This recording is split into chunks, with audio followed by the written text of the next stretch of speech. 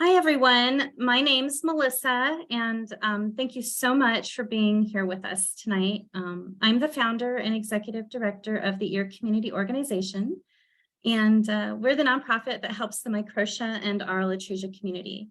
And it's wonderful to see everyone on tonight that's joining us for our Let's Talk About Microtia and Bullying session. I'd like to say we have two amazing women joining us today who you're going to hear from. They've become wonderful friends to me over the years, practically family. And it's just good to hear from other people's experiences and see what their journeys are like. And I'll take the parent perspective. Many of you know I have a daughter named Allie. And believe it or not, Allie is now 13 years old. And, we just want to talk about what makes people make different choices and decisions and how Microtia really affects everybody differently. And yeah, so we're excited here. Let's see here. I want to just go through my notes real quick before we get started. Okay. So as parents, we just want to protect our kids. We will worry about our kids more than anything. I think sometimes we worry more than our kids even worry about things. But it's important to also realize that we can never walk in our children's shoes. Okay, we can try to be there for them as much as possible. We can support them with doing research and education and learning about all of our options. But ultimately, as they grow up, they will find their way. They will make their own decisions. Sometimes different things or people influence the decisions they make, but each and every one of our children are unique, and they also do not experience the same situations. Everyone will grow up with different living situations, different circles of friends, and all of this collectively will, ultimately guide them toward making their own decisions in the future. But again, I know there's a lot of parents on here, and even though my daughter is 13, I still look up to the young adults and the older adults because we're so eager to learn from each and every one of you and to just understand the situations you've experienced and, what your lives are like. And I would just like to add, I personally feel that each and every individual with Microtia and atresia are beautiful and perfect in every way.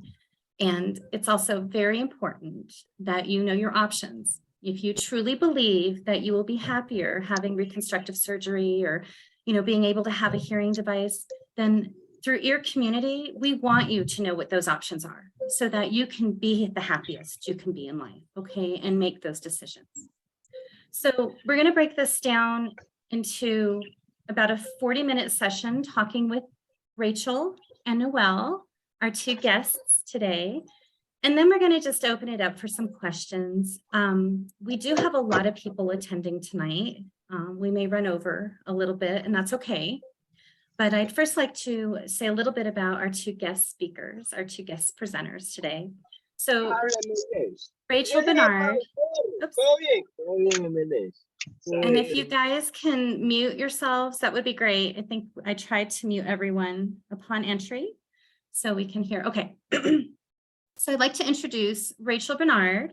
She is one of my board members for EAR Community, and I've known Rachel now for, my gosh, 6 years, Rachel. And, she's amazing, and you're going to hear from her and her journey and her experiences. And then we also have Noelle Smith joining us. And I've known Noelle for probably about 5 years. Noelle has been a part of our Vanderbilt event over the years. And again, an amazing person. I want everyone to hear from both young ladies tonight because they have very different experiences. And it's important to understand maybe, why they are the way they are. Like I said, everyone's different. So I'd like to introduce Rachel. And I have a question for you after you introduce yourself, Rachel. So say a little bit about yourself. Hi, everyone. Melissa, first of all, thank you so much for having me tonight. I was so excited to be invited on your Microtia and Bullying webinar, and with Noelle, I'm really excited to talk with her too. So thank you for having me. My name is Rachel. I'm a board member for Ear Community. I founded Ear Community several years ago, and throughout my whole life, I had never met anybody with microtia and atresia until I found Ear Community, and it changed my entire life. I felt like I was not alone anymore. And I think it was such an exciting thing to see all these children so happy and confidently running around at the picnics. I just love the communal effort, and Melissa has been a wonderful mentor. So I love Ear Community. I couldn't imagine my life without it. So I've done some schooling. I graduated recently with my master's in psychology. I love psychology. And I recently actually got my certification in health coaching because I love helping other women and people with their chronic health problems. I actually have some other health issues aside from having microtia and atresia that have affected my life actually in more negative ways. I think I try and reflect on that, but it's amazing to think about, all the different perspectives. But anyway, so that's a little bit about me. And yeah, I'm looking forward to your questions, and I'm happy to answer anybody's questions and share anything that can be helpful. And real quick, not that it matters, but I think a lot of us just want to know, Rachel, how old are you? Oh yes, I'm 27 years old. Perfect. Okay, thank you. Now I'm going to go ahead and introduce Noelle, and then we'll begin. So Noelle Smith is a musician, singer, songwriter, and she's actively living in Nashville. So welcome, and say a little bit about yourself, Noelle. Hello. I want to second what Rachel said. I'm honored to get to speak and answer questions and talk. I love to talk. And this is particularly something that I'm really passionate about, like any Facebook post or forum or anything that talks about bullying specifically. You might see me commenting on. So yeah, I am unaided. I still have my baby ear. I have right microtia atresia. And Melissa, you said we've known each other for 5 years. I think that's when we first met in person. I remember being part of the online ear community like as early as probably middle school, maybe later than that. I'm not sure. Like this has been probably like half of my life, my lifespan, which is crazy to think about. I think my dad might have discovered it before I did. And it's been really cool because being a musician and having microtia atresia are kind of like the two core parts of my identity.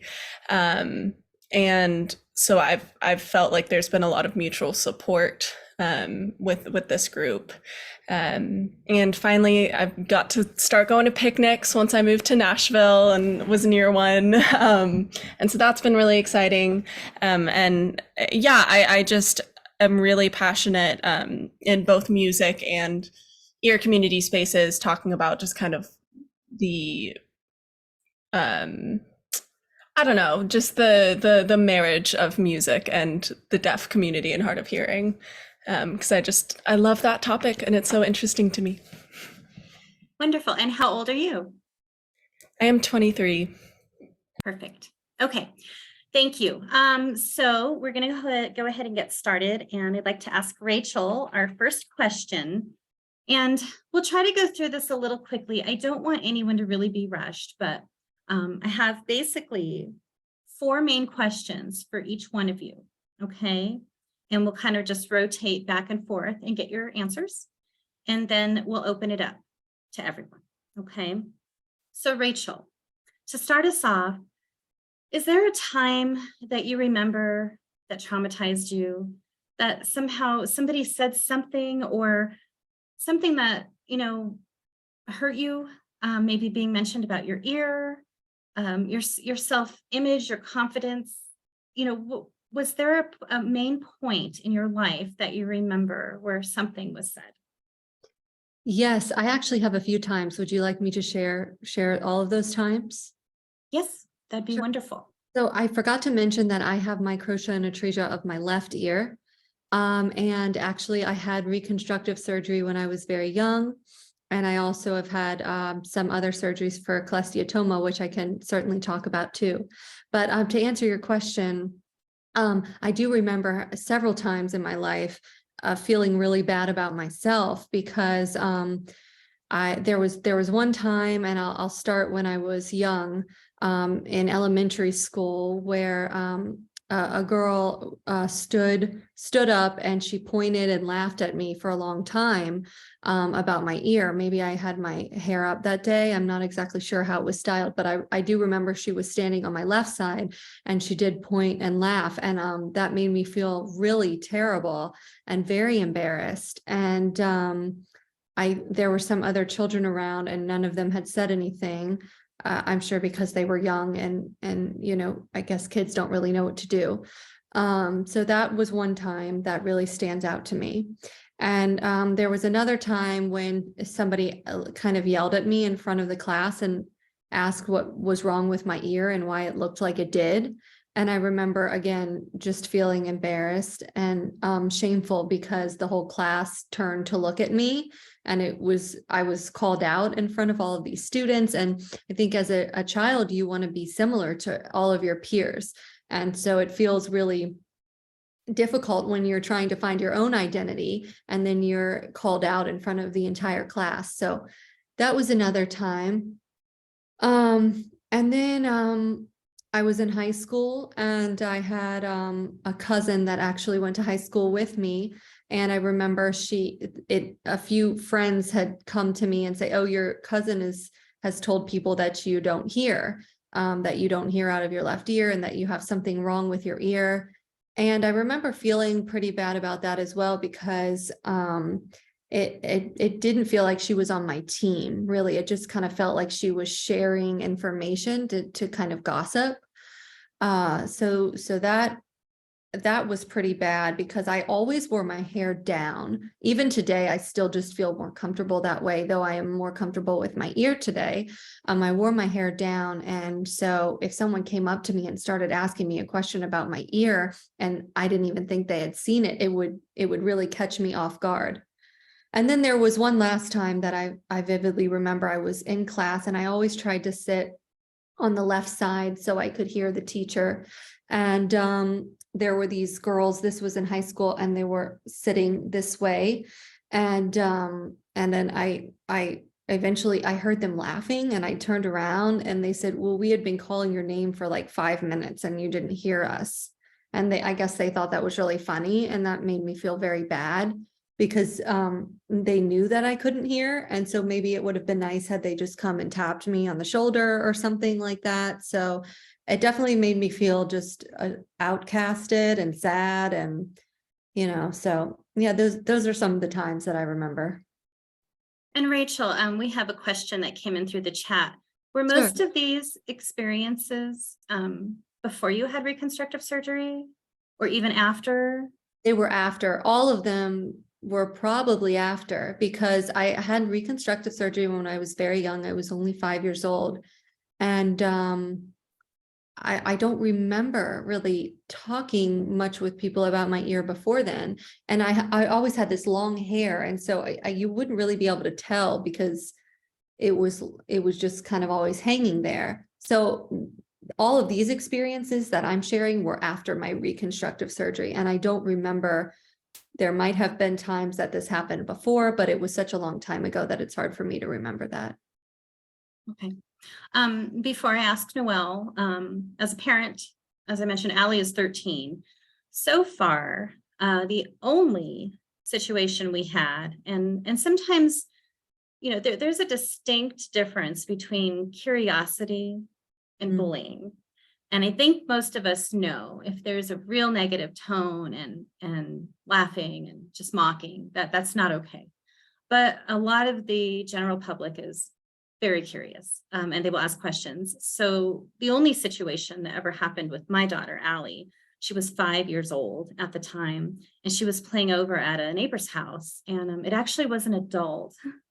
It wasn't the other kids. An adult asked another adult, and Allie heard, what's wrong with that little girl's ear? And Allie just, I guess, broke down, and she was so upset by it that she ran across the street, not looking for cars, came home on the porch with another mother running behind her saying, I am so sorry. And she told me what happened.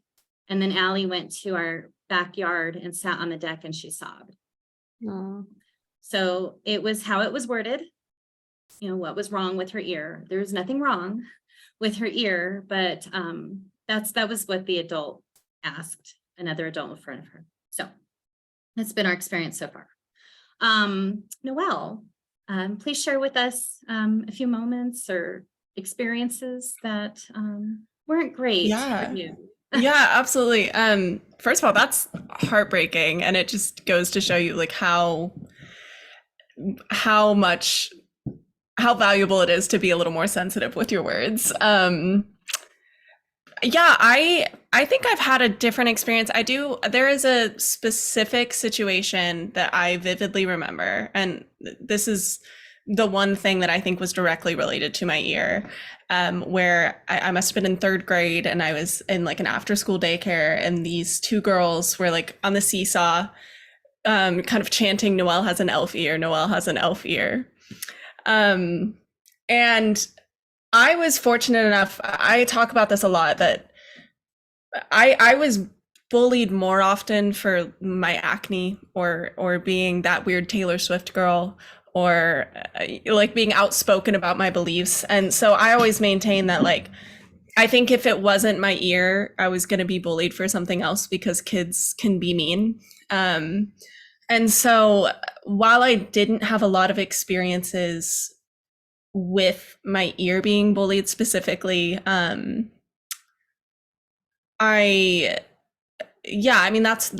think my parents raised me to have some confidence, and by that point I was already pretty okay with my ear, and that didn't bother me too much. I think something that that has come to bother me is you have started hearing these conversations about bullying and neglect, and how sometimes neglect and being ignored is causing a lot more harm to kids in schools than like actively bullying. And so I think a version of that specific to being hard of hearing and Microtia is having friends and family say something and me asking them to repeat themselves, and after so many times they just say never mind. And I think that's something that a lot of people don't realize is heartbreaking to the hard of hearing, because it's not like I wasn't listening. I've had teachers accuse me of not listening. I've had the exact same situation where friends were giggling at me because they had been like trying to get my attention. And thankfully I have a great relationship with my friends, where my friends tease me about it, and they know that I'm comfortable with it, and that's why they do it, and we joke about it. But yeah, I mean, I've been accused of not listening, not paying attention, and when you have a person who is hard of hearing in your life, and you just get frustrated and say, never mind, even if to you it wasn't important, it was just some joke, just some throwaway comment. To them, they didn't get the chance that most people do to understand and to connect with you and hear you. And so it almost feels like I'm getting robbed of that chance to be part of a conversation. And I think that's something I've noticed more, is the neglect from social situations where I'm not quite catching all the parts of the conversation, and people aren't facing me and letting me see their mouths, and it can be a little bit isolating sometimes, and I think that's where it's been more prevalent for me. Great. Yeah, those are very good points. Rachel? Melissa, can I say something to what Mhm. Noelle said? Noelle, I think that's such a good point, because there's so many times too where I have someone say something and I say, what? And I've said, what several times. But I do remember another incident in school where someone had tried to tell me something over and over, and I kept saying what, and then eventually I was so embarrassed that I just acted like I heard her, because I was just, I don't know, I was just embarrassed. And then she kept talking to me, and then she said, did you actually hear what I just said? And so I remember that just feeling like it just brings your confidence down. I think it just wears on your self-confidence. And also I think that, you know, you said your parents had raised you to be very confident, and I think that that helps so much. And I watch Melissa and how she raises Allie with all this confidence and being around this and saying, you know, your ear is beautiful as it is. And kids really feed off of that with their parents. I think my mom thought that she did something wrong during her pregnancy. And so she had a lot of shame and embarrassment about my ear. And I could feel that energy from her, and I could feel that messaging, which then in turn made me less confident and more insecure. So I think that's so important as a parent to give your children that confidence, and you know, to point that out, that it's okay. Absolutely. Yeah. I think something that I give so much credit to my parents for is they never made it a big deal. I have 3 older siblings, and I was never different. But they also acknowledged it, not without shame. They said, "This is your baby ear. You have a baby ear." I was the peak like age and demographic for Finding Nemo with the baby fin. So I had that great movie as a child. And yeah, so it was very normalized. And like I remember going to a child therapist and like almost feeling like I needed to be upset about it. And saying it because like I was expected to be insecure about it, and I wasn't. And I'm so grateful for that. I know not everybody had that experience. I also just after the fact thought of kind of a funny comic relief story from high school. I remember sitting in a cafeteria, which a lot of us know, like cafeterias, loud environments, that's like the worst situation for us. And a few chairs down on my deaf side, there was a boy who was trying to get my attention. I was none the wiser. And then the girl kind of across from me in between us said like, "She can't hear you. Like, whose attention are you trying to get? Is it Noelle? Like, she can't hear you." And he turns to me and he goes, "What, are you deaf or something?" And I... the power trip I got from showing him my ear and just like the fear that came over his face, like I laugh about it now because like I you know, he was just a kid, and you learn lessons in sensitivity in those kinds of situations. But I just learned to laugh about that. It's like, oh, you just put your foot in your mouth because I can show you like I literally am half deaf. So yeah, fun situations like that. Great. Thanks for sharing, because sometimes you have to just look at things in a different light, you know, and roll with it. I wanted to just reiterate a very important point that both of you brought up in our community. And it's not always just about microtia, the outer ear. It's the hearing loss part too. Okay, so I know a lot of families focus on the ear. And then there are families who they don't realize that, you know, maybe your child is not hearing as well, because it's a silent disability. A unilateral hearing loss is a silent disability. And your children, your adults, your spouse, they're totally communicating with you, but they're not grasping everything. And just as you just heard from both Rachel and Noelle, there are many situations where they're just not hearing everything. They're not hearing that person calling for them. So, you know, it's one of the options that your community always tries to educate about. Just please go get hearing tests. Please just try a hearing device. No one ever has to force you to wear one, but just try it, know about it. And as we all get older, we're all losing our hearing. So eventually, you know, we're going to need this anyways. But I just wanted to hit on that point too. It's two things together. And of course, we have individuals in the community that have just microtia and others have just atresia. But the two go hand in hand, and just look out for both of them and what's going on with your child. So for our next question, I wanted to bring up, and you guys kind of touched on this a little bit, but let's just elaborate a bit more, because I know so many families and parents, you know, we'd like to know. So Rachel and Noelle, Rachel, again, we'll start with you. When do you feel or think you were at a certain age where you became a little bit more at ease with your ear? Because as we all know, school is tough for kids. And then you throw in middle school with hormones and trying to fit in with high school and everything. It's really hard on kids. But when did you personally feel that, I wouldn't say it's not as bad as it used to be, because this is something you're living with every day. Even if you've had reconstructive surgery, this is part of you, okay, you're thinking of. What age did you feel better about it? Or maybe just better self-acceptance? This might be really late in life, but actually I think I felt more comfortable when I was in college. But then the most comfortable I ever felt was after I found ear community. So I do think that if I had met people with microtia and atresia or found ear community earlier in life, I would have felt much better about it. But I felt alone because I never met anybody who had this. And so I mean that I think that played a really big role in not being comfortable with it.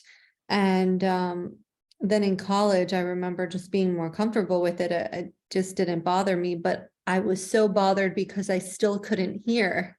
And that was so hard. I wish I had a hearing device much earlier in life. But my doctors, at the time had said, to my parents that one hearing ear is good enough.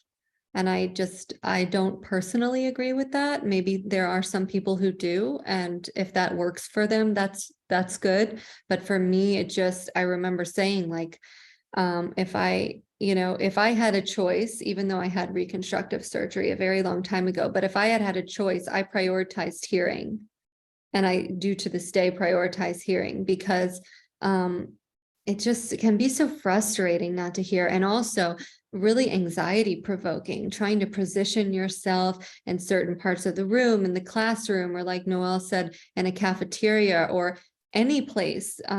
Today, I always ask my husband to sit on my left side if we're at a dinner, whatever it is that we are doing, because the hearing part to me is the most frustrating. And I don't think, people really, as adults value, a different ear, I don't think that's really a big deal as a child maybe, but not as an adult. And so for me, it was, I think I would say college, but really after I found ear community, that is when I made it more publicly known. I became very comfortable talking about it. I feel very comfortable bringing it up. So it shows the power of a support group and the power of knowing other people who have what you have. Great. Thank you, Rachel. Noelle, same question to you. What age did you feel not so stressed out about it, or take it so personally, or just find ways of just dealing with your ear? Yeah. Rachel makes a good point that I think it hasn't been linear for me. I would say, we've talked a lot about hearing and accommodations and, having people in our lives help us hear in situations and like certain things that you miss. But I also, when I was in middle school, I was so concerned with my face being lopsided, like, because I was a middle school girl. And so I remember my dad started pointing out in high school when he noticed I would start wearing high ponytails and just like wouldn't care about my ear kind of looking lopsided on the different sides. And I didn't even realize I'd been doing it. I think probably around like 7th or 8th grade is when I started kind of being a ham about it. Because I started having really great friends who supported me and kind of lifted me up as like, this is something that's really neat and unique about you. And so I started showing it off a little bit, in fact. But I do think it took a while for me to do that. And I think even still today, I have to get over sometimes feeling like my face is lopsided. Like there is that visual aspect of it. But I do think when I say it's not linear, like further into my adulthood, I found that the more stressed out I get about hearing, because I remember when I first moved to college, this was after 4 or 5 years of talking about this all the time shamelessly. When I was in a new space and introducing myself to new people, I found myself nervous for the first time in my life, like telling people about this, because it's like, oh, this is like real life. This is adulthood. People aren't going to understand. And I have the same situation where my partner and my friends and my family all know where to sit and stand and walk in relation to me. But yeah, I mean, you always get nervous to be accused of not listening and missing things. As I've entered the workforce, it's been a lot more stressful, especially like in a service job, like in a loud restaurant. Yeah, so it's not linear. Like I think over time, visually and cosmetically, I became more comfortable with myself, but hearing, you start to notice different things that maybe you've been missing out on. Yeah.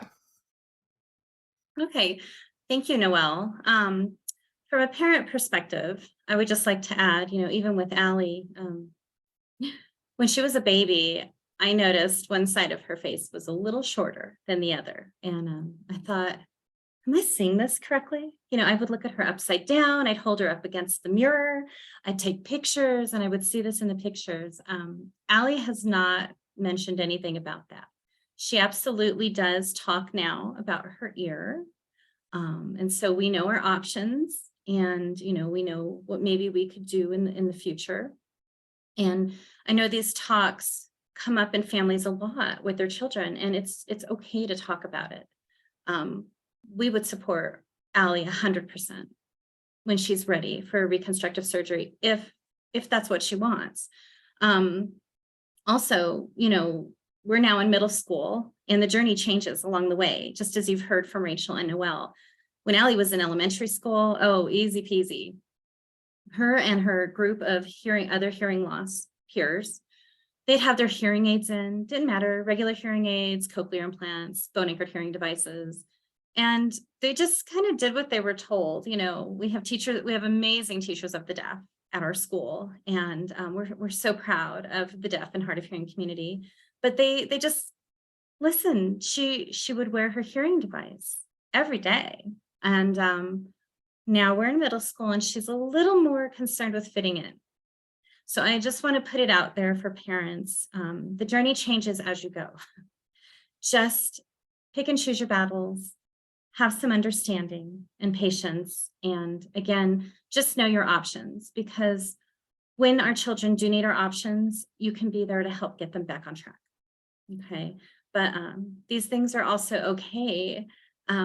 As their lives change each day, they're trying to think for themselves. They have their own thoughts and perceptions, and that's part of developing.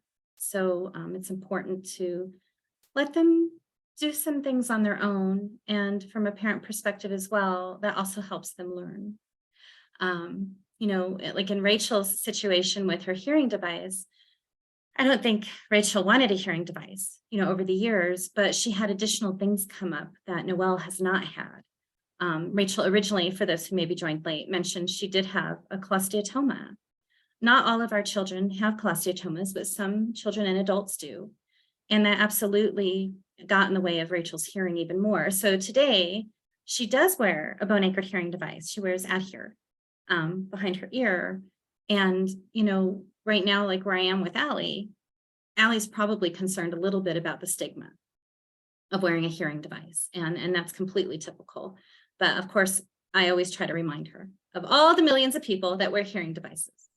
And at the same time, Noelle doesn't need one, want one. You're in a point in your life where you're doing all right. And that's also okay. So again, it's about finding what works best for you. Long hair, ponytails, boys with shaggy hair over the ears, whatever it takes to be happy and get through the day, that is what is important. Okay. So I just wanted to talk a little bit about Ear Community real quick. Ear Community is the first parent-driven nonprofit organization that has paved the way for the Microtia and atresia community. Ear Community will turn 13 years old on May 20th. I founded our organization when Allie was 6 months old because we could not find the answers we were looking for from our doctors, which is most people's situation. And I just wanted to touch on some of the amazing programs and the services that our organization offers. For those of you who maybe don't know, I know not everybody knows about your community, but I want you to, because it's wonderful and it will help you. And I wish my family had an ear community when Allie was born.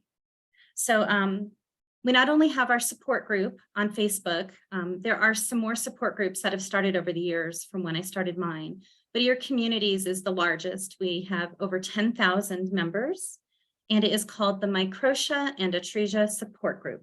Plain and simple. We are the largest one out there. Please join if you haven't. Also, Ear Community prides ourselves on our wonderful events. I don't know if all of you know, we host picnics where we bring families together. Both Rachel and Noelle have been a part of them. It is an opportunity that is absolutely priceless. You have a chance to meet families in the same situation, share your journeys, talk about your experiences, and the kids get a day that's for them. They don't have to worry about being stared at or treated differently because everybody is in the same situation. And we make it fun for the kids, and they're free, okay? This is what our organization does. We want to make sure that you get the help you need and just be there for you. We also have, this is very important, please, I need your help. Allie's Act. This is a federal piece of legislation that our organization was able to have introduced in 2019. And next week, this bill will be reintroduced. It's named after Allie, my daughter. And we need the community, each and every one of you, your relatives, your friends, everybody.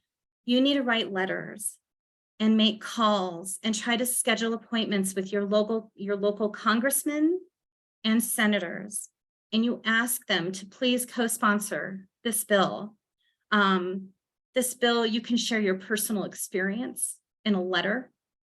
This bill specifically covers bone-anchored hearing devices. Most of us know insurance companies do not like to cover these devices, and they're very expensive. So Allie's Act would cover bone-anchored hearing devices and cochlear implants. Hold on, let me let someone else in here. And it would cover the upgrade for these hearing devices every 5 years. It also provides accessories for these devices. Like Rachel wears the ad here, it would cover the adhesive abutment that goes behind your ear. Softband headbands, there was a time where insurance companies would send the device, but not the headband. Well, we can't wear the devices any other way. Streamers, microphones, the TV Connect box to loop your room with these hearing devices, those things would be covered. And in addition, this would cover the cost of surgery when you're ready to be implanted, okay? And it covers 1 ENT appointment a year and 1 audiology appointment a year for the fitting and programming. But then after surgery, it also covers the post-operative care appointments. And in addition, it provides speech therapy services. That would include ASL, aural speech, or cute speech, your choice. Because the cochlear implant community is a little different from the bone-anchored hearing device community. And people deal with their hearing loss in different ways and need to learn how to talk and hear themselves. So this bill, again, will be reintroduced next week. We have new bill numbers for the session. I will update everything on Ear Community's website. Please, we need everybody to reach out. Go down with your child, go down as an adult with Microtia and atresia. Tell them about this struggle. We need these devices. And by the way, Allie's Act would cover these devices for children birth to age 64. And that's just because that's before Medicaid and Medicare would kick in at 65. Some of you may not realize this yet because our kids aren't old enough, but one day they'll take a job with an employer, and that employer may choose to change their insurance coverage one year. And while their device may have been covered the year before, it may not be covered tomorrow. So this bill's for our children now and for their future tomorrow, okay? In addition, we also have donated over 150 bone-anchored hearing devices since 2012 to those in need. We have awarded over 20 college scholarships to community recipients. We established National Microtia and Atresia Awareness Day, which takes place every November 9th. And again, this is a day just to educate the public about Microtia and atresia in hopes that we neutralize any public stares or just no understanding of what Microtia and atresia is. And we just did some genetics research. We published 2 papers with new findings last year. And I did this with Harvard, MIT, and Vanderbilt. I didn't want another mother to ever blame herself for thinking that she did this to her children during her pregnancy. And we now have new findings. While environmental factors can always be involved, there's just some studies talk about diabetes, Accutane, Clomid causing Microtia and atresia. But for a lot of us, we didn't experience any of those. And we still had the same result. So we definitely have new findings genetically that show that craniofacial microsomia and Microtia and atresia are linked on specific chromosomes with genes involved. So those papers are on Ear Community's website, okay? And we're going to continue doing research. We're very excited. And one last thing to note, we just kicked off a new hearing reimbursement fund. This fund would help reimburse audiologists when the insurance companies deny the fitting or programming for their patients. So we're helping children and adults. We reimburse the audiologists so they can still continue to give the gift of hearing. And again, this newest fund, we just launched it in January of this year. It's called PACS's Ear Fund. And we are forever grateful to the Gross Family Foundation for helping us with that fund. So, okay. I put in the chat information about your community, what our website is, and our support groups that you can find. And I hope that you come to our events.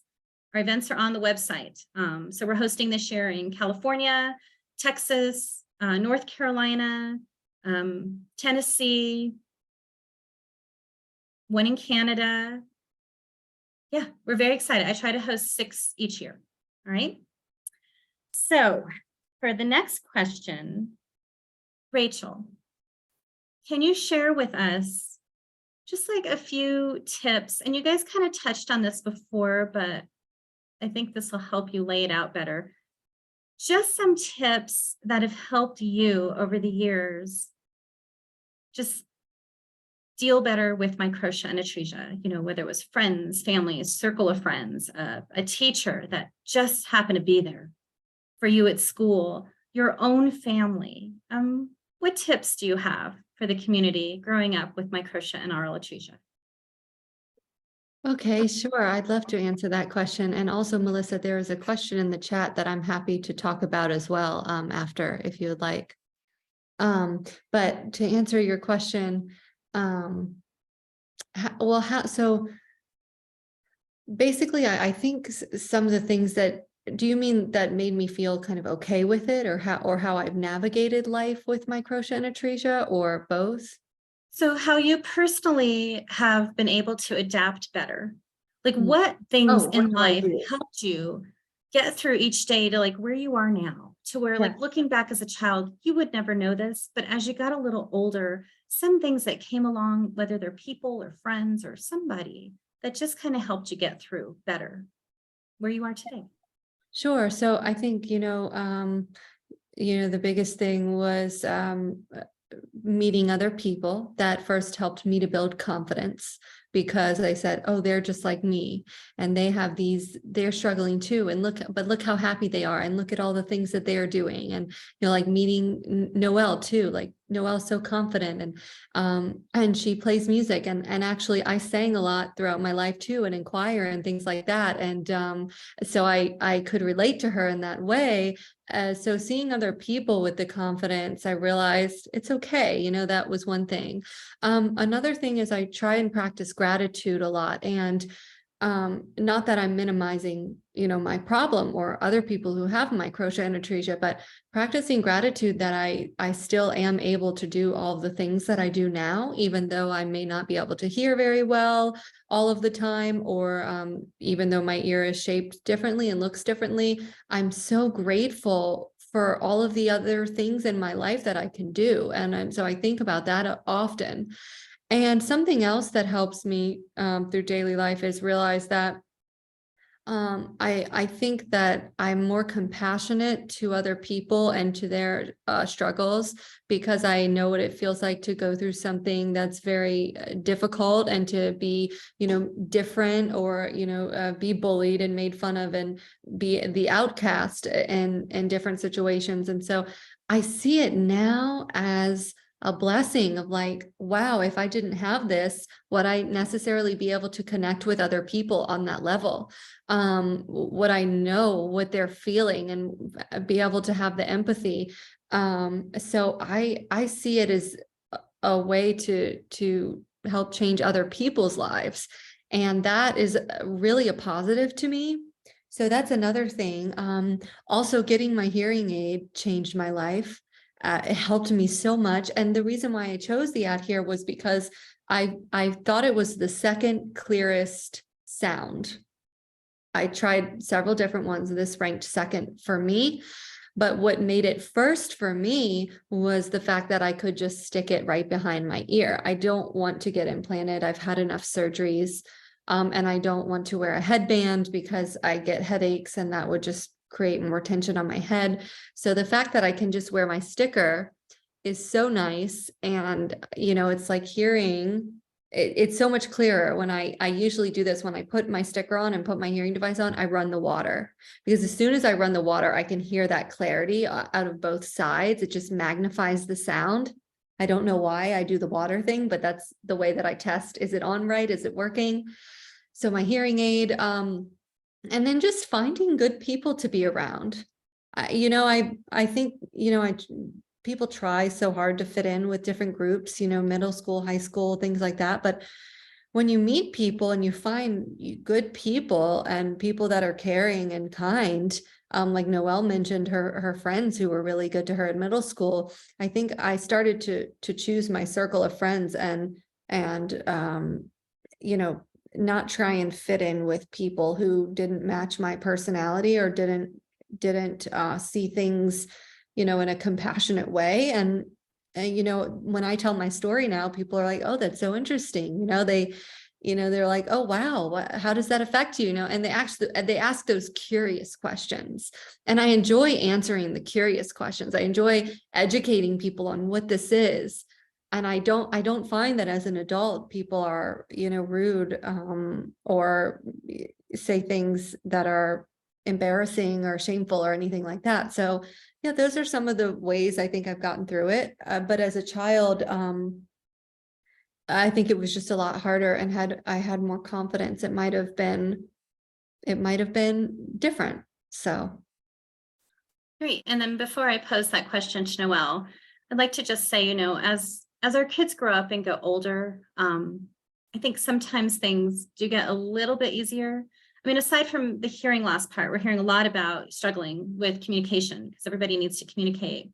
But, kids can be mean, like I said. And when you grow up and you find older peers that genuinely respect you and care for you, and, you get respected in the workplace for different reasons, you have an opportunity to feel more like yourself in the world, I think. And, there's a lot of individuals, though, that struggle. They feel discriminated against at work. Maybe they're not hearing the overhead announcements. Maybe they feel judged or don't feel like they're being promoted because of the way they look. So I've heard a lot of stories from a lot of our community members. And again, they're all different. But if you could just hang in there, being a child is really tough. And it gets better. But again, as a parent, I wouldn't know this. I'm learning as I watch Allie, and I'm learning from older members in our community, hearing their experiences. So, Noelle, so yeah, share with us some simple tips or special things that happened along the way that make you who you are today, that you're grateful for, that really makes it seem like, okay, it's my ear and that's okay. Yeah, this is such a sweet question. First of all, I want to acknowledge like what Rachel said about practicing gratitude. Like that's the biggest thing, because I will always say, and I do want to do this big preface of like, we've mentioned that I don't have aid. I didn't get reconstructive surgery. And I have functioned well enough without a hearing aid, and I know how like beyond different that makes me from a lot of situations. I know that I'm very fortunate for that. And at the same time, I am always open to getting aid or an implant or something in the future, should it make sense for me. It has not become necessarily disabling for me quite yet, but like as I approach bigger situations, like specifically with performances, I'm always going to be open to that, not for cosmetic purposes, but for functional purposes. But I think I was thinking about this a few minutes ago about how you said hearing can be kind of like an invisible disability. Especially, I think that is something that is so unique to microtia and atresia and unilateral hearing loss, because we generally are speaking and functioning as hearing people. So I think that's why it makes it so difficult for people to understand that we need extra accommodations. So the biggest thing that I've adapted over the years is learning what my needs are and how to communicate them. The biggest thing is, telling people what my good side is, to the point that is muscle memory for all of my closest people in my life to be on that side of me. I'm not afraid to ask to switch a seat at a restaurant, in a stadium. Like, I'm always kind of scoping out what is going to be the best seat for me to be included in the conversation, and kind of learning what I need to be able to understand speech. Like, I need to hear your mouth. And those are things that I didn't realize, like I couldn't articulate what was making it difficult about hearing. Until I grew older. So once I learned, like, oh, this is what I need to see your mouth. I need to sit on this side of things. Just communicating that. I've never had somebody tell me no. And so just you have to advocate for yourself. Yeah. Also, another little thing is I get ahead of it. I make the jokes myself, and I tease myself, and I'll share it enthusiastically with people as an icebreaker. And I just kind of get ahead of it and show them that I am comfortable with it. And that is not something that is going to be a vulnerable attack for you to make. Because you already know from the get-go that I'm comfortable with it and I like talking about it. So yeah, I think that's kind of the little adaptations that I have. Wonderful. Thank you. We're going to try and address a couple of the questions that are in the chat next. And I also would like to say, with our children and adults, just be you. I think both of you, Rachel and Noelle, you have your unique personalities that have surfaced over the years. And, you just find ways eventually to figure out who you are. A lot of it is self-identifying, and figuring out, is this about me or is this about my ear? And trying to just figure it out. And then, as Noelle said, she maybe has chosen not to be aided right now, and she is getting by. But I know you like aftershocks too, Noelle. You use those too. There's a lot of options out there for people. Not that aftershocks is comparable to a hearing aid that can be programmed, but you don't have to just choose nothing. You can try some things. Just be open to things. You never know what you might actually like, or be surprised at what you've been missing out on hearing all these years. A lot of individuals in our community discover that they forgot what birds sounded like. Our brains are very smart. And even though you can still hear with one ear, it isn't good enough. A lot of individuals in our community struggle with localizing where sound is coming from. Like trying to cross a street, you can't always tell that a car is coming from a certain side of the street. That's a huge safety issue. Okay. And we've already discussed just sitting on the right side.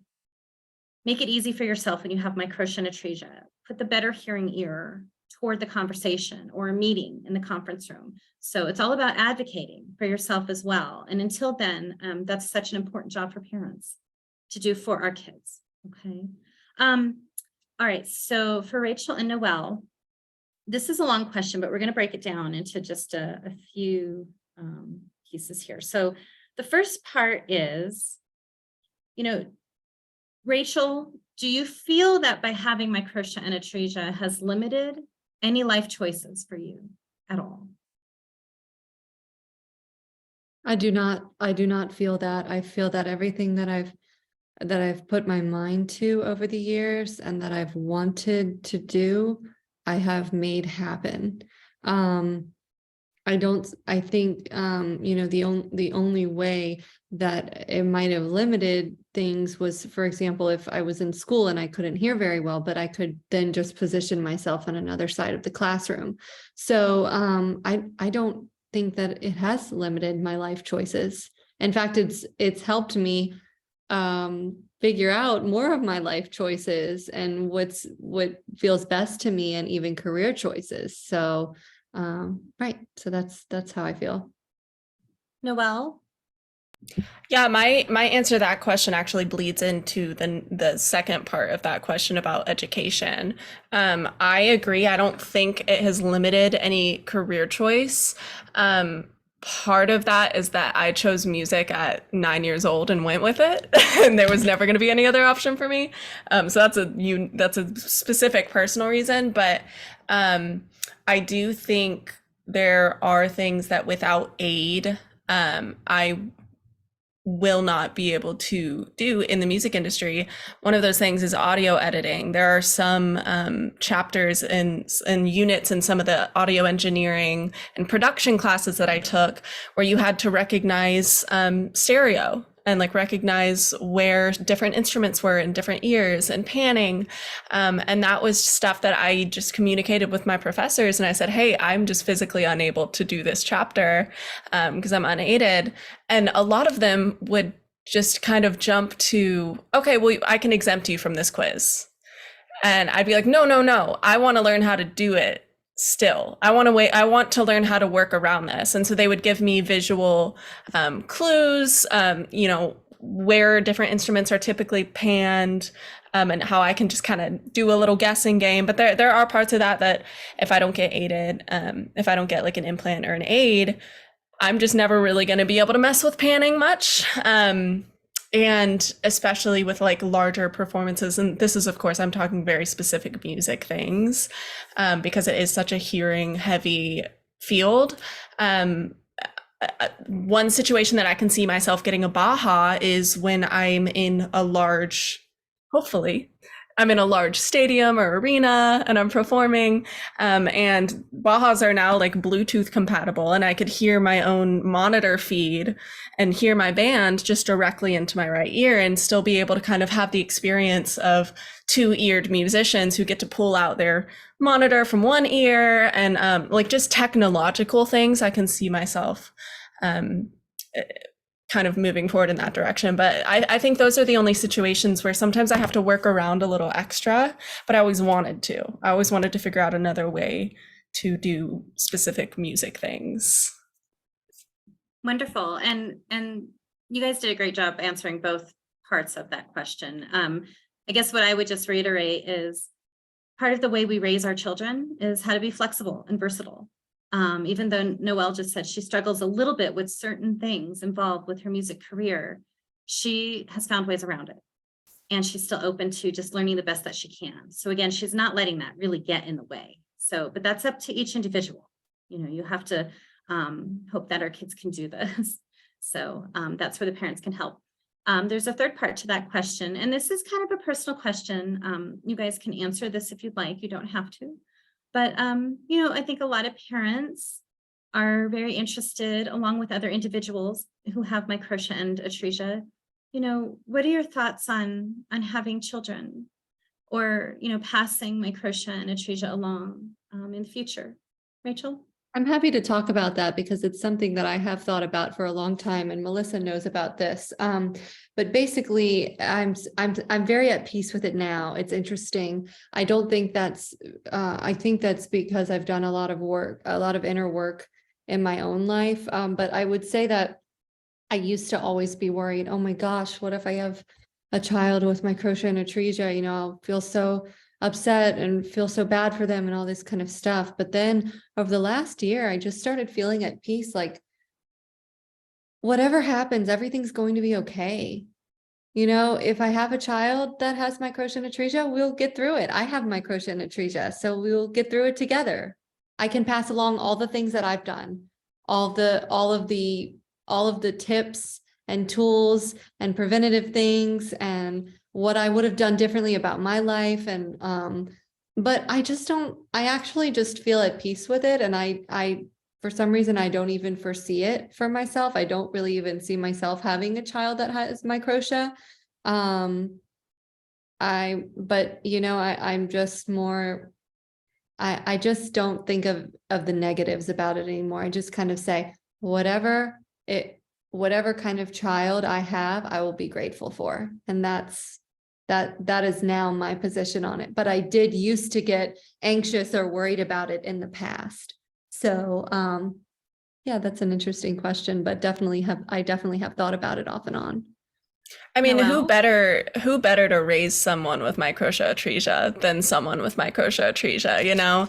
I have thought about it. Like, it's definitely a thought that crosses my mind when I think about having kids. But I will say I don't think about having kids a lot at my age. But yeah, I mean, I think nobody would be better prepared if that were to happen. And I mean, just seeing our confidence and our ability to move forth through the world with microtia atresia just proves that, you know, that wouldn't stun our kids. In fact, there'd probably be even better technology by that time. And nobody's life is perfect either. Even people who don't have microtia, there's lots of kids who struggle with so many other things. I mean, I know there's depression that's really big right now, and that's very challenging. And, you know, other kids are born with other disabilities, or some people don't have families. I mean, there are so many, I think, like, there's nobody has a perfect life, no matter how they're born, whether it be an invisible disability or a visible one, or other challenges, you know, cognitive, or there are tons of things that people can be born with. So I just see it as, you know, whatever my child might have, you know, I will deal with it as it comes. But I try and just be positive. Like, you know, I know everything's going to be okay, because everything is going to be okay. Yep. And what better role models? Even, you know, with microtia and atresia genetically, it's still a bit random. You know, it can skip a generation. You might have a grandchild and they'll be like, oh, Grandma Rachel or Grandma Noelle, they have a little ear, you know, or Uncle Bob or somebody. It's just good to always have someone to relate to. So it'll be okay. We always find ways. So let's see, let's move on to another question here.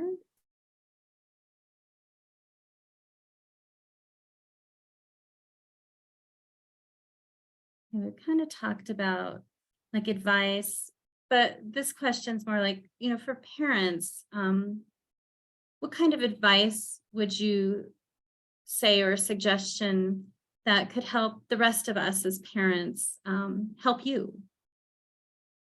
Rachel? I would say that just being vibrant with your children and letting them know that it's okay, and talking about it openly and not shamefully, like, oh, you have a little ear, and, you know, like how Noelle said, you know, talk about like Finding Nemo and things like that, or saying, you know, when you go to school, if people ask you about it, you know, tell them that that's just the way you were born, and everybody is, you know, born differently, and everybody's unique. And just talking with your kids in a positive way about it, like, oh, look, you get to wear a hearing aid. You know, some kids in your class, they wear glasses. You know, look at how they need some help for their eyes, and you need some help for your ear. And just being really, like how Noelle said, sharing about it openly before it can become vulnerable. I think that's very important. And also just not to show shame in front of your child, and because they feed off of your energy, and they feed off of what messaging they're giving you. So that's what I think. I think just being really positive, and also talking about like the same thing that I said is like, wow, you have this, and now you can understand how other people feel, and you can have compassion for other people that you might not have had. And, you're going to do great things in the future because I know you're going to make a difference in the world. Like just being really positive to your children. I think that's the way to build confidence. Right. And also it's important to remember too, none of us are symmetrical. Right. There are so many things that different people have that, they just wake up each day and go to bed each night and can't really change it much. But, it's all of us. We all have different things that make us unique, and you just need to embrace it.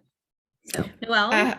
I have a memory of my dad, just the symmetrical comment. I have a memory of my dad, like when I was in high school, first kind of grappling with this idea of like, my face is asymmetrical, like even without my ear.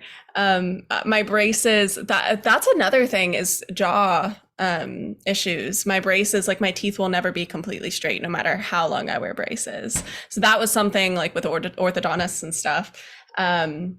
But yeah, I remember my dad taking a level tool and holding it, like getting behind me in the mirror and being like, look at yourself in the mirror, holding a level like at my eyes or something like that, different parts of my face to like show that it was symmetrical, which was so, it was so sweet. And I think it also doesn't even really matter that much because like you said, we're all asymmetrical in a different way. But yeah, I just second everything Rachel said. Positivity, neutrality, honestly, I think was what was most effective for me. I think kids should be celebrated for a bunch of different things, but also there were times when my ear wasn't celebrated. It was just acknowledged, It was just, yeah, you have a baby ear, just like Nemo has a baby fin. Fact, showing them other kids who have this. They feel like they're alone because I think that creates so much confidence in itself. Yeah. Well, and in addition to just being, good role models and talking about it and letting people know that it's important to talk as families is, do talk about it. Don't ignore it. It's okay to go to therapy if you need it. Maybe it'll work, maybe it won't, but don't ignore it. As parents, look for changes in your children. Talk with them about it. It's okay. So, and it can be uncomfortable. Sometimes, our children might find it's easier to talk to a teacher or a friend or somebody else about it. That's okay, as long as they're talking. So, thank you. And so let's see here. So this is another question. And again, feel free to answer this or you don't have to. Are there any decisions that maybe your parents either made with you, helped make for you, that you wish maybe you could have done differently? Rachel? Yeah, I would say, I think it's very important to include your child in the conversation. I know that, ultimately they are children and parents are trying to make the best decision for their child, but asking your child, do you want a hearing aid? Would you like to hear better? Do you want to try it and see how it feels for you? Or, unless they're bringing up the fact that they don't like how their ear looks, my personal thought is if I had a child with microtia and atresia would be that I would not do reconstructive surgery unless my child came to me and said, I don't like how my ear looks. I would like to get it changed, or, I'd like to have a better ear, or, something different. I'd like my ear to look the same as my other ear. But I would really keep my child involved in the conversations about this, because ultimately the doctors can tell us what to do, and then we might want to make that decision for our kids, but it is their body, and it is, I do believe that they should have some type of say and what's going on with them medically. So just having these conversations over an extended period of time to see if they change their mind or what it is that they want to do, I think is pretty important too. Thank you. I think what you mentioned earlier too about, you kind of touched on, you wished you'd gotten hearing aid earlier, and you said the doctors had told your parents. And I noticed that it wasn't you didn't say my parents thought that. Like Mhm. it was the information from the doctors, and I think I can speak for myself that, and I mentioned this in the chat, I don't think I would have resented my parents for having to make any decision that they made if it were different, if it were the same one. My story was I did visit a lot of doctors. I considered a lot of different options, specifically with the rib cartilage reconstruction. I kept getting told like it'll be better when she's older.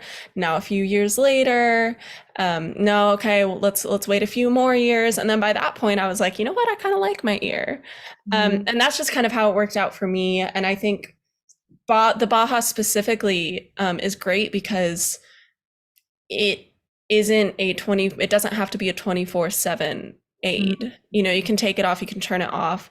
I think something that with my primitive, like kind of dabbling in the technology, like trying out Bajas and with the bone conduction headphones and stuff, listening to your kid with hearing concerns, like they might get a headache. It might be kind of disorienting when they're not used to experiencing sound on that side of their head. I've seen parents in the online community talk about how their kid like doesn't want to keep this on. Sometimes that's just overstimulation. Sometimes it's pain. Like I get a headache, I have to take off my headphones after a while. And that's why I think the Baja is great because there is some autonomy with it. So yeah, I mean, what Melissa has been saying, just like go try it out. You know, none of it has to be permanent.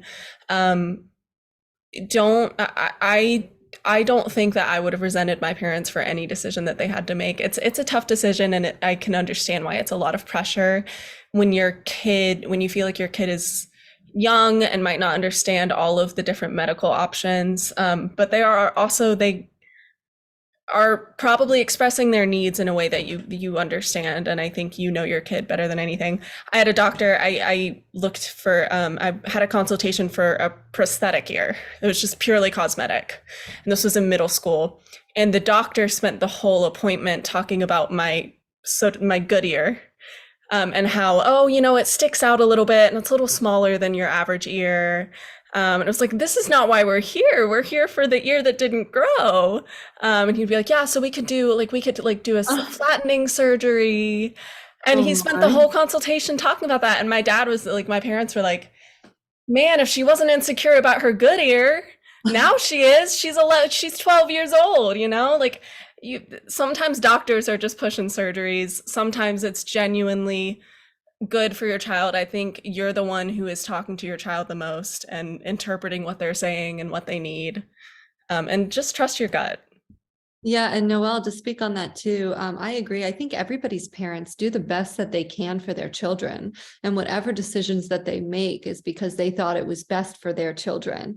And so, but that's why I also say to keep children a part of the conversation, because they are smart and, they do know, they have their feelings too. And so keeping them included is, I think, really important. And I also want to say, just be careful with surgeries. I did, when I had my reconstructive surgery, I actually got an infection twice and had to go back under surgery because of this. And that can be really hard on a child's body that's not yet developed, that has a gut microbiome that's not fully thriving. And I think that it's important to assess for risks, because there are always things that can go wrong, like infection and things. And you wonder, is it really necessary for that young, of a child to go through something that could be, that could be life-changing. So I think just take all those things into account, but definitely talk with your child and listen to what they want and have to say. Thank you. And again, when families come to our events, you have the opportunity to meet other families in these situations. You get a chance to look at other ears. Some of the kids come up and they are so proud to show their reconstructed ear. They want to talk all about it. You'll have others that maybe are still covering it a bit with their hair. But I also want to just make sure that we all realize, once again, everyone is different. Now, if you have a child that has bilateral microtia and atresia, you might be more inclined to have surgery sooner. Noelle and Rachel both have unilateral, but when a child can't wear glasses at all, there's a little bit of different feelings behind that. So again, go to the doctors and go to conferences, come to our picnics, just try to do as much as you can to get to the answers that you're looking for. Okay. And absolutely, as a parent, I know all of us parents, we mean well. We love our kids, and we do want to make these decisions because we believe they're the best thing for our kids.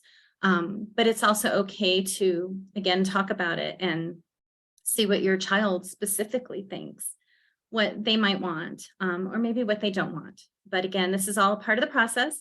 And Noelle touched on this briefly. Again, this does not affect everyone in our community. Just like Rachel had a cholesteatoma removed, what, twice? Three times. I had 3 times. 3 times, and then I had a more of a definitive surgery to have it removed in was it 2019, I think, or 2020? Oh gosh, 2019, I think. And that was the final surgery. And I will have to get an MRI to make sure it didn't come back sometime soon. But if the MRI is clear this year, then I think he said I won't have to do one anymore. So Right. And see, and not everyone in our community has a cholesteatoma that would lead to damaging their hearing even more to where they would need a hearing device. Also, Noelle touched on this, and I was actually just talking with Rachel about this the other day. Because of craniofacial microsomia, which is also known as hemifacial microsomia, a lot of our children, they have to see the oral surgeon a lot. Allie has had 10 teeth extracted. They were not falling out. I did not just do this to her because I felt I needed to. They were literally getting in the way of her adult teeth from coming in, damaging the adult root. And so, this can also happen with children that do not have microtia and atresia. I always try to tell families to please don't always blame everything on microtia and atresia, including ear infections. My older daughter has 2 ears intact, and she was the one that had the ear infections, where Allie really did not. So again, it's just how you look at it. And the best thing you can do is just learn as much as you can, and again, do what we think is best to help our kids the most. Let's see if there's other questions here. Oh, that's another thing. I wanted to share a couple of kind of humorous things. So first of all, tubes in the ear. I can't tell you how many families, we all kind of chuckle about this, but we go into the ENT and,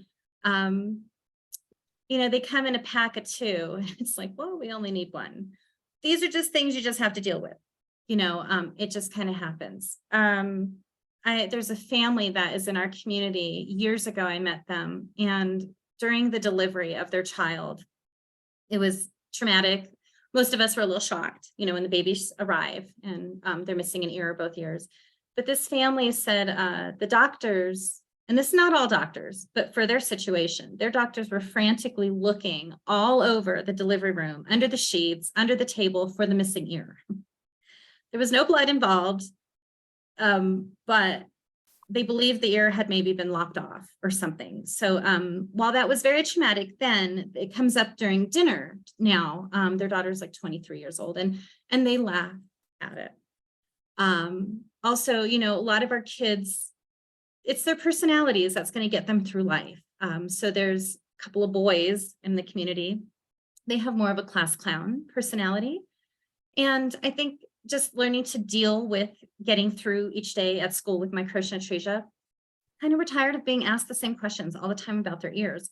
And so one little boy just basically said he cooked up this whole story about being attacked by a dog.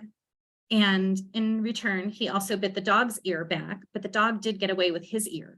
And oh my God, suddenly he became so cool to the rest of the class because he became a hero. Survival, from the dog attack. So you have to just find ways to get through it.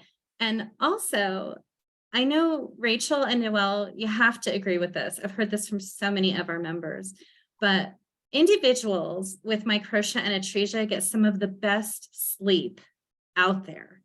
And here's why. Because you have the opportunity to turn over on your pillow and put your baby ear up And if your alarm's going off or there's sounds going on, you have this unique opportunity to drown out the rest of the world, where the rest of us have to deal with it. So there are perks about Yes, having that is Microtia and atresia. twofold. That is twofold because the amount of alarms that I've slept through, one of them being a fire alarm. And yeah, and it was a drill. I was an RA, so if we were ever out of the building, we had to notify our boss. And the next morning I woke up to all of these messages in our staff group chat, and my boss was like, "Were you in the building last night?" And I was like, "I think I was just sleeping on my good ear and I didn't hear the fire alarm." Thank God it was just a drill. But yeah, that is twofold. But yes, I sleep like a baby. I do too. Well, I've had trouble with sleep, but it's not because of Microtia. It was because of other things, but I do really enjoy being able to lay on my pillow like this and not hear anything. I'm trying to think in other circumstances, like it just works really well at night, especially if, I don't like the quietness. Like if you are staying in a hotel and your car's on the street or you can't hear anything, or, you can just put down your ear, and it works for naps too. So I second that. It's a great benefit. So yes, sometimes we just have to look at things a little different. For the children out there that are really, really struggling, maybe even being beat up or really suffering from depression. Again, those are unique, different situations that maybe not every single individual in our community has experienced. But, for parents, once again, I think we are all so grateful that our children can run, they can laugh, they can play, they can eat, they can become pretty much anything they would like in life. And thank God, it wasn't something more dramatic. They could have been born chronically ill, in chronic pain. They could have cancer. They could have been born with missing limbs. At the end of the day, it's 1 or 2 years with some hearing loss, and we have remedies for both of them. So, just always remember how grateful we are. And yeah. So That's the story my mom tells about my birth. Is the doctors came in and said 5 fingers, 5 toes. She is missing an ear, and they were testing my kidneys at that point because that's a common thing. And I think they had already tested them actually. They came in, they told my mom about it, and her only question was, "Is it life-threatening?" And they said no, and she was like, "I'm a happy mom." And you had a good experience. There are other families. It could also depend on the country they live in. And but I've heard a lot of stories where sometimes it's not quite like that. The doctors sometimes don't really know or understand. There's even a family that I know in South Africa years ago when he was born. He was actually quarantined. They took the baby away, and I think his mom couldn't see him for 3 days. So just trying to understand it. And that was another main reason why I founded Ear Community, was just to put the information out there, because it was all very hard to understand, from everyone in so many ways. And, we're going to have a lot of these sessions. I plan on having many sessions. In fact, early April, we're going to have a session with 2 men that have Microtia and atresia. So it'd be great for boys, men, and also parents of boys, because boys and girls are just different. We look at things differently. We cover things up and let other things get to us more so than others. So, but I would like to say, if someone is suffering from pretty bad depression, again, please, it's okay to see a counselor. All right. And, we have the suicide prevention line. I just want to put this out there. So recently, the government installed a new, quicker way to call for help with the suicide prevention hotline. And that number is just 988. I've put this at the very top of our chat from when our session started. Just dial 988. You don't have to memorize an entire phone number, okay? But just keep talking.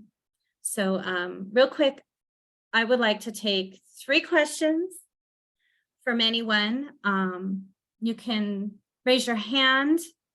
You can put it in the chat and I'll look for the first 3 that I see. Okay.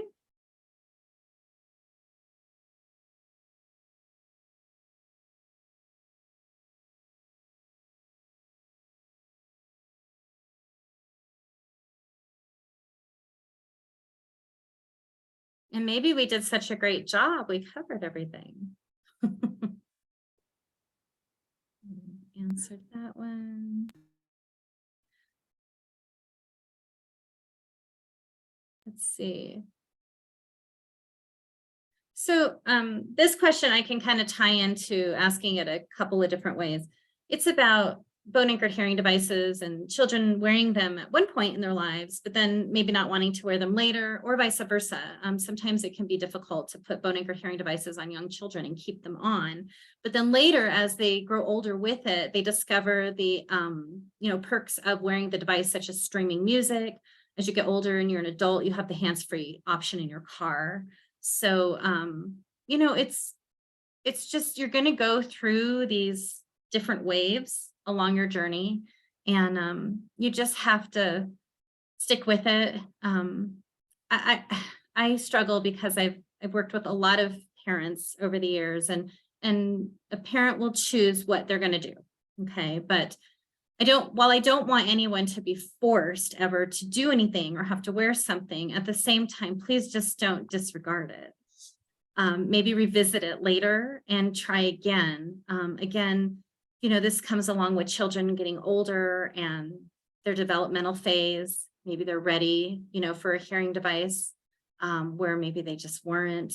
Just keep trying. And to the moms out there who are struggling with small babies, it's not going to be easy to keep a bone anchored hearing device on. And I'll tell you why it's important to start as early as you can. The critical years of development, birth to age 3 or 5, is when your speech, language, and vocabulary skills are coming in.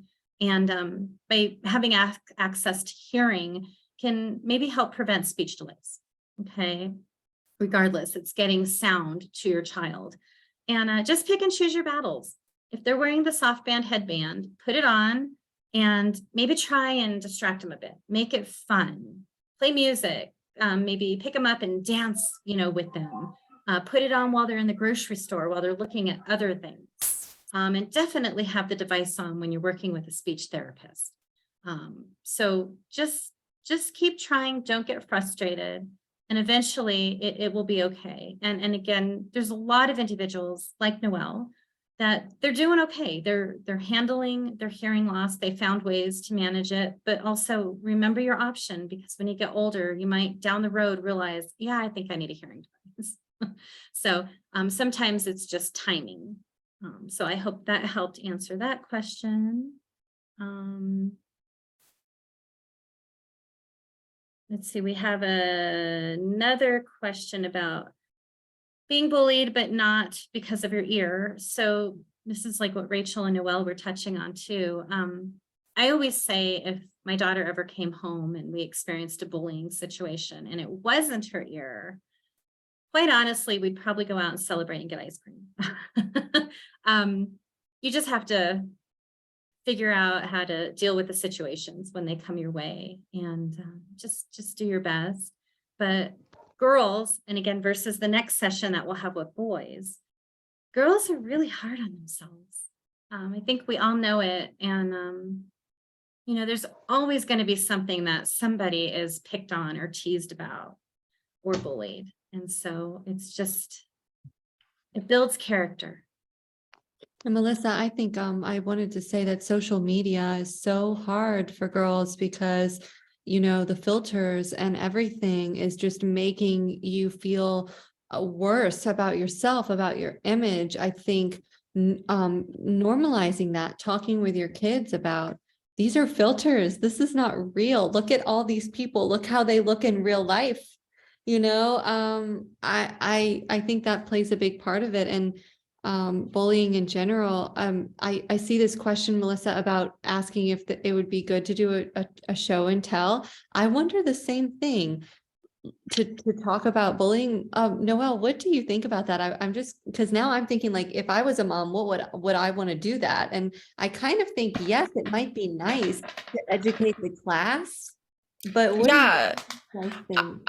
I was thinking the same thing. I think a lot of it depends on your child's comfort level. Um, I wouldn't want to like force my kid to talk about that if that was something that they weren't comfortable with. But I think that's a great, I mean, I mentioned that before of like kind of getting ahead of it and like educating and making it known that this is something that I've accepted that is part of me, and it is not something that you're going to be able to target or bully me for.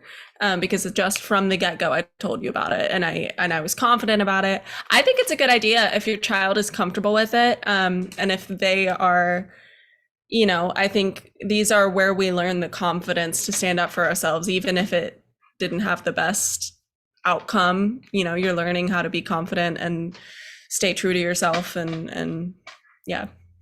And I don't think other kids would laugh or make fun if the child is bringing forth the attention to them in a way that makes them, oh, what is that? Oh, okay, she has this. I think they tend to make fun or ask questions when they're caught off guard by it. Like if they just see your ear randomly and they're like, what's wrong with your ear? You know, kids do stuff like that. But if you make a general announcement about it and everybody knows that Rachel has a small ear and this is what she, this is how she was born, then maybe kids will be nicer about it. What do you think, Melissa? Yeah, absolutely. Absolutely. I want to try to answer one other question here. Did either of you have speech development issues? So before you address that one, again, I would like to just remind everyone is uniquely different. Even the way we address our hearing with our brains is different for everyone. It's also different depending on the ear that has the hearing loss. So in my situation with Allie, yeah, she didn't really start talking till she was about 3 years old. She was behind her milestones with her peers. And I wasn't so worried about that. Like I didn't want to stress myself out thinking she's behind, because children delay at different points in their life as well. But we went through 5 years of speech therapy and she's fine. But it made me feel good. And I appreciated having the option for that service when I wanted it to help my daughter, which I believe it did. And yeah, her speech is great even. I mean, so as parents, do what you think is best. So Rachel, did you find yourself or realize that you had speech delays, or did you not? I think I don't remember exactly, but I do remember being in speech therapy at some point when I was a child. So I'm not sure what age that was or how long I went to speech therapy for. And I don't know if that was related to my ear or not, but that's all the information I have. Unfortunately, I wish I could remember more about it. And you seem just fine now. So Oh, yeah. therapy or not, I think at least your parents felt good about it. Yeah. So it's always a good option. Noelle? Yeah, to my knowledge, I did not have speech delay. My parents might have a different answer to that. The only thing is, I think this is common with people with microtia, is I realized this recently in adulthood, that I tend to move my mouth towards one side of my face, which I think is just a fun little quirk. I think it's because since the face, like my face is a little bit crooked too, Noelle. Mhm. I'm also wondering if because I talk towards my good ear, and I'm wondering if because I'm hearing the speech clearer, I'm kind of almost directing the sound. Do that too. That's so Yeah. interesting to think about that. I think you two have stumbled onto something. I absolutely agree. So I worked with another girl in marketing when I was working, and she had hearing loss in one ear. And she said most of her life, her mom kept telling her, straighten up your mouth. She was aiming her mouth toward the better hearing ear. She did not have microtia and atresia. She just had hearing loss in one ear. And she said it took her years to even realize that that was her way of just adjusting. Yeah. And she didn't even realize she was doing it. It was her mother. But her mom would say, straighten up your mouth. But that was her way of hearing better. And it also helps to, looking for facial expressions. A lot of members in our group, in our community, they're great lip readers.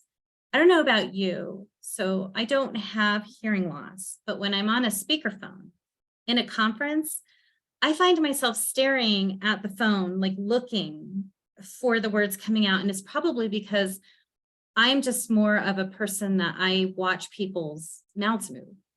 I think I do better in person. Otherwise, I stare at the phone. Not that the phone's going to help me, but it's me. Like I'm looking for more help. And again, no hearing yeah, loss.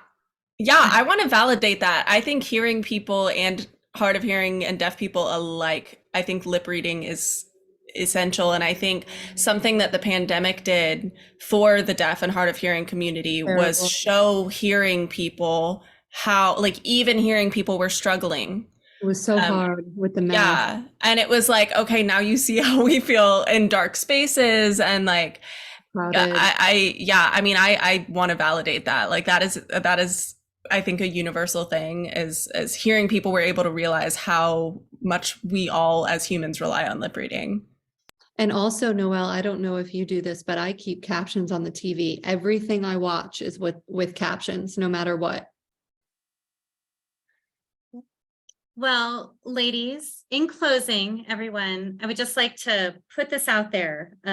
This is, I guess you could consider this a tip or a suggestion. For those of you who maybe don't realize this, animals can absolutely be born with microtia and atresia. If anything, microtia. So I one time had a veterinarian call me and she said, "Hi, Melissa, I'm calling you today because I have a question for you." She's like, "I know all about microtia and atresia. A lot of my patients have it. I'm a veterinarian, but today I'm calling you because my daughter was born with microtia and atresia." So find a pet. If you have a child that's really struggling, or as an adult, and maybe you're living alone in an apartment, going through, who you're going to find in life, it's a wonderful opportunity to find a pet that's missing an ear. And they're out there, but it's really improved the lives of other families. And some of them are up for adoption. Some of them are born that way. And I think it just spreads joy, and they instantly become part of the family. They fit in perfectly. And just again, to have your child have a pet friend in the same situation is wonderful. So just wanted to put that out there. But yes, animals can be born with microtia and atresia, and they're looking for a good home too. So, all right. Any last comments, Rachel and Noelle, that you would like to share before we end our session today? And I'm so happy that we did this. Again, we're going to do many more sessions throughout the year on different topics and things. And this was our first session, and I'm really excited. I think it gave a lot of people hope and understanding, and just an opportunity to share in the same situation. So, Rachel, anything else you'd like to add? Well, thank you so much for having me. And it was so good to answer all of the questions. And I'm very happy for the opportunity to be vulnerable, because I think that it connects me with other people. And that's all we're here to do, right? Is to connect with each other and be there for each other. And so thank you for giving us the space to do that, Melissa. Noelle? Yeah, I agree. These were such great questions. I reflected and realized some things in this conversation. So thank you to everybody who is trying to learn more for themselves, for their kid. I also wanted to maybe also share some of my socials, and because sometimes you think of a question afterwards, and I want to make myself completely available and accessible. And of course, I'm sure, Rachel, you do this too. But it's easier to find me actually on my public accounts, which is my artist name, Noelle McFarland. I'll send that in the chat. And all you have to do is message me and tell me you have I will answer any question. I love talking about it. I just wanted to make myself accessible beyond this, this panel. I'm happy to do the same. Thanks for saying that, Noelle. Yes, perfect. Yeah, put it in the chat, and then I'll also, when I thank everyone for attending our session tonight, I'll include your information as well, because it's just so nice to be able to reach out to someone and ask questions, or at least have a good laugh about the same situation. All right. All right, everyone. Thank you so much for joining us tonight. And I hope everyone has a great rest of your week. And please visit yourcommunity.org. It's amazing information, and you will find a lot of answers there, if not all of them. So, all right. I don't want any other families to feel alone with microtia and atresia. Have a great night, everyone. Thank Bye. you. Good night. Thank you, Melissa. Thanks. You're welcome.